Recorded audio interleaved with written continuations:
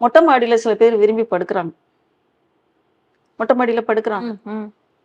படுக்கும்போது இப்ப வானத்துல இருக்க நட்சத்திரங்கள், கோள்கள்லாம் அப்படி மூவ் ஆகிட்டே இருக்கும்.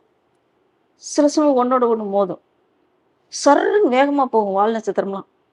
ஸோ அந்த மாரி போகும்போது, நம்ம மாடியில நம்ம தூங்குவோம். ஆனா மூளை மட்டும் முழிச்சுட்டு இருக்கும். மூளை எப்பவுமே முழிச்சுட்டு அப்பதான் நமக்கு கனவுலாம் பதிவாகும்.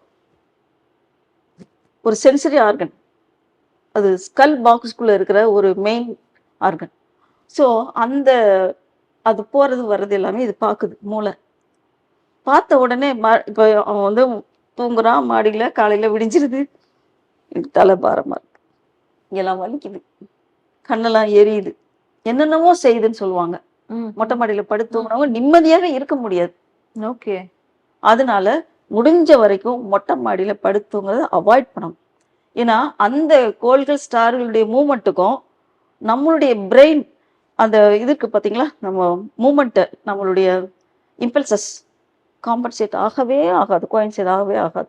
அப்படியாம்மா? ஆனா இப்ப சம்மர் சீசன் வேற நெறைய பேர் மொட்டை மாடியில படுத்துலாம் அப்படி தூங்குவாங்களே காத்துக்காக. அப்படி படுத்து தூங்கும்போது தலைய நல்லா கவர் பண்ணிடணும். ஓ! தலைய கவர் பண்ணிட்டு அந்த ரேடியேஷன் வந்து நம்மள தாக்கக்கூடாது.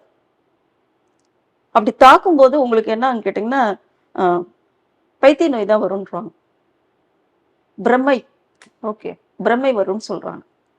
ஸோ அதனால அவாய்ட் பண்றது நல்லது. அப்படி படுக்க ஒரு சூழ்நிலை வரும்போது கெஸ்ட் நெறையா வந்துட்டாங்கன்னா, போய் படுக்க வேண்டிய நிலைமை தான். தலைய நல்லா கவர் பண்ணிடணும். ஓகே.